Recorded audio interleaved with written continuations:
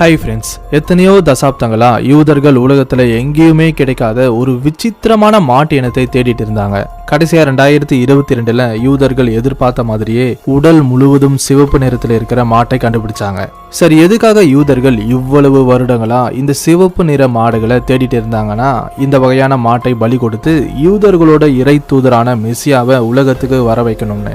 அப்படி பலியிடக்கூடிய அந்த ரெட் எய்ஃபிற்கு பல விதிமுறைகள் இருக்கு. அதாவது மாட்டோட தலைப்பகுதியில் இருந்து கால் வரைக்கும் முழுவதுமா சிவப்பு நிறத்துல இருக்கணும்.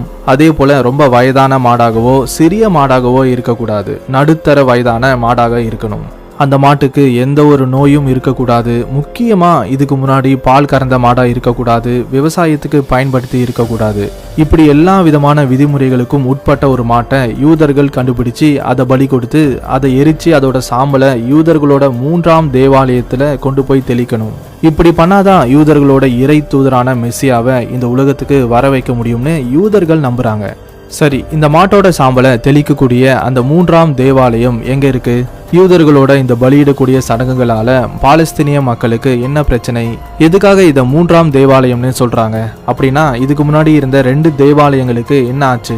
இதை பத்தி தெரிஞ்சுக்கணும்னா 3000 ஆண்டுகளுக்கு முன்னாடி நடந்த வரலாற்றை புரட்டி பார்க்க வேண்டியது அவசியம். வீடியோக்குள்ள போறதுக்கு முன்னாடி ஜஸ்ட் ஒரு லைக் மட்டும் பண்ணிடுங்க. ஏன்னா நீங்க பண்ற ஒரு சின்ன லைக் எங்களோட வளர்ச்சிக்கு ரொம்ப ரொம்ப முக்கியம். ஜெருசலேம் நகரத்தில் இருக்கிற டெம்பிள் மவுண்ட் அப்படிங்கிற இடம் இஸ்லாமியர்கள் மற்றும் யூதர்களுக்கு ஒரு புனித இடமா இருக்கு. இந்த டெம்பிள் மவுண்ட்னு சொல்லப்படுற இடத்துல தான் யூதர்கள் அவங்களோட 3ஆவது தேவாலயத்தை கட்டணும்னு முடிவு பண்ணியிருக்காங்க. இங்க இருக்கிற ஒரு மிகப்பெரிய பிரச்சனை என்னன்னு பாத்தீங்கன்னா, அந்த டெம்பிள் மவுண்ட் இருக்கக்கூடிய இடத்துல தான் இஸ்லாமியர்களோட புனித இடமான அல் அக்ஸா மசூதி இருக்கு. கூடவே டோம் ஆஃப் ராக் அப்படிங்கிற புனித இடமும் இருக்கு. இந்த இடத்துல இருந்து தான் இறை தூதரான முகமது நபி மிராஜ் பயணம் அப்படிங்கிற விண்ணுலக பயணத்தை மேற்கொண்டாருன்னு இஸ்லாமியர்கள் நம்புறாங்க. அதனாலதான் இஸ்லாமியர்கள் இந்த இடத்தை ஒரு புனித ஸ்தலமா கருதுறாங்க. அப்படி இந்த 2 மசூதிகள் இருக்கிற இடத்துல தான் யூதர்கள் அவங்களோட 3ஆவது தேவாலயத்தை கட்டணும்னு நினைக்கிறாங்க. சரி, ஏற்கனவே இருந்த யூதர்களோட அந்த 2 தேவாலயங்கள் எப்படி யாரால அழிக்கப்பட்டுச்சு? 3000 ஆண்டுகளுக்கு முன்னாடி ஜெருசலேமின் டெம்பிள் மவுண்ட்ங்கிற இந்த இடத்துல சாலமோன் ராஜா தான் முதல் தேவாலயத்தை கட்டினாரு. பல வருஷங்களுக்கு இந்த தேவாலயம் பிரம்மாண்டமா இருந்தாலும் அதுக்கப்புறம் பாபிலோனியர்கள் ஜெருசலேம் மேல படையெடுத்து வந்து அங்க வாழ்ந்துட்டு இருந்த மக்களை கைது பண்ணி அடிமைகளா கொண்டு போனாங்க. அந்த சமயத்துல தான் இந்த தேவாலயம் அடியோடு அழிக்கப்பட்டுச்சு. பல வருஷங்களுக்கு பாபிலோனியர்கள் கிட்ட அடிமைகளா இருந்த யூதர்கள் பல கட்ட போராட்டங்களுக்கு அப்புறம் ஜெருசலேம் நகரத்தை மறுபடியும் அவங்களோட கட்டுப்பாட்டுக்குள்ள கொண்டு வந்தாங்க. அதுக்கப்புறம் டெம்பிள் மவுண்ட்ங்கிற இடத்துல யூதர்கள் 2ஆவது தேவாலயத்தை கட்டினாங்க. இதை தான் அந்த செகண்ட் டெம்பிள் ஆஃப் ஜூஸ்னு சொல்லுவாங்க. ஆனா இந்த தேவாலயம் கூட ரொம்ப நாட்களுக்கு இல்ல. இது 400 வருஷங்களுக்கு அப்புறம் ரோம சாம்ராஜ்யத்தால அழிக்கப்பட்டுச்சு. மறுபடியும் யூதர்களை அடிமைகளா கொண்டு போனாங்க. இது மூலமா என்ன தெரிய வருதுன்னா, ஏறக்குறைய 2000 வருஷங்களுக்கு முன்னாடியே யூதர்களோட 2ஆவது தேவாலயமும் ரோமர்களால அழிக்கப்பட்டிருக்கு. யூதர்களும் ஜெருசலேம்ல இருந்து ரோமர்களால முழுமையா வெளியேற்றப்பட்டாங்கன்னு. சுமார் 1400 வருஷங்களுக்கு முன்னாடி முகமது நபி அப்படிங்கிற இறை தூதர் மூலமா இஸ்லாம் மதம் அரேபிய நாடுகள்ல ரொம்ப வேகமா பரவ ஆரம்பிச்சுது. அந்த காலகட்டத்தில் ஜெருசலேம்ல வாழ்ந்த நிறைய பேர் இஸ்லாம் மதத்துக்கு மாறினாங்க. அதுக்கப்புறம் தான் டெம்பிள் மவுண்ட்ங்கிற இடத்துல டோம் ஆஃப் ராக் மற்றும் அல் அக்ஸா மசூதியும் கட்டப்பட்டுச்சு.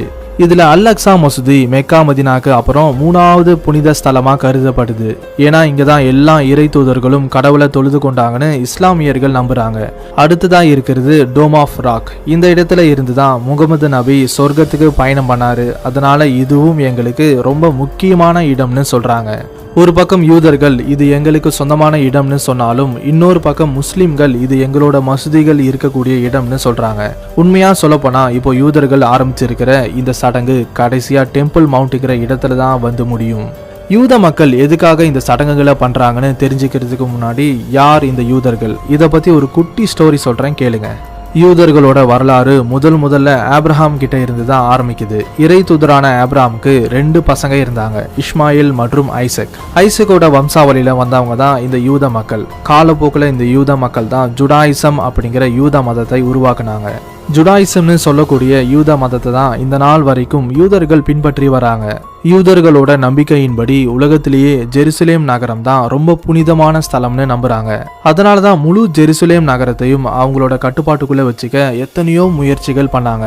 இதுக்கு இன்னொரு காரணம், யூதர்களோட முன்னோர்களான ஆபிரகாம் மற்றும் ஐசக் இந்த ஜெருசலேம் நகரத்துல தான் வாழ்ந்தாங்க. அதனால இந்த இடம் எங்களுக்கு தான் சொந்தம்னு யூதர்கள் சொல்றாங்க. அடுத்து இந்த யூதர்கள் அதிகமாக இந்த ஸ்டார் சிம்பிளை பயன்படுத்துவாங்க. இஸ்ரேல் நாட்டோட கொடியில் ஆரம்பித்து எல்லா இடத்துலையும் இந்த ஸ்டார் சிம்பிளை பயன்படுத்துவாங்க. இதை ஸ்டார் ஆஃப் டேவிட்னு சொல்லுவாங்க. அதாவது இவங்களோட முன்னோர்களில் ஒருத்தரான டேவிட் அப்படிங்கிற ராஜா அவரோட ராஜ்யத்தில் இந்த ஸ்டார் சிம்பிளை பயன்படுத்தி இருக்காரு.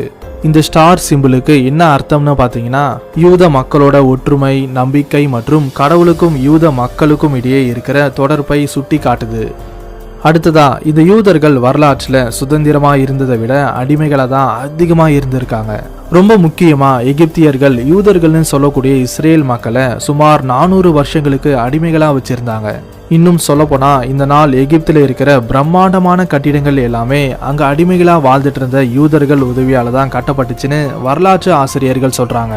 அப்படி பல நூறு வருஷங்களா எகிப்தில் அடிமைகளா இருந்த இஸ்ரவேலர்கள் அவங்கள காப்பாற்ற கடவுள் ஒரு இறை தூதரை அனுப்புவார்னு காத்திருந்தாங்க. கடைசியா மோசஸ் அப்படிங்கிற இறை தூதர் வந்து எகிப்தியர்கள் கிட்ட பல நூறு வருஷங்களா அடிமைகளா இருந்த இஸ்ரவேலர்களை காப்பாத்தி கூட்டிட்டு போறாரு. அதனாலதான் இறை தூதரான மோசஸை யூதர்களுக்கு ரொம்ப பிடிக்கும். அது மட்டும் இல்லாம அவர் தந்த தோராங்கிற வேதத்தை தான் யூதர்கள் அவங்களோட மத புத்தகமா வச்சிருக்காங்க. இதுக்கான காரணம், மோசஸ்க்கு கடவுளே இந்த வேதத்தை தந்தாருன்னு யூதர்கள் நம்புறாங்க. எப்படி கிறிஸ்தவர்களுக்கு பைபிள் முக்கியமானதா இருக்கோ அதே போல யூதர்களுக்கு இந்த தோரா அப்படிங்கிற வேதம் ரொம்ப முக்கியமானது. யூதர்கள் இந்த தோராவை பின்பற்றி தான் எல்லா விஷயங்களையும் செய்வாங்க. உணவு முறையில் ஆரம்பித்து ஆன்மீகம் வரைக்கும் தோரா வேதத்தில் என்ன சொல்லியிருக்கோ அதன்படி தான் நடந்துப்பாங்க.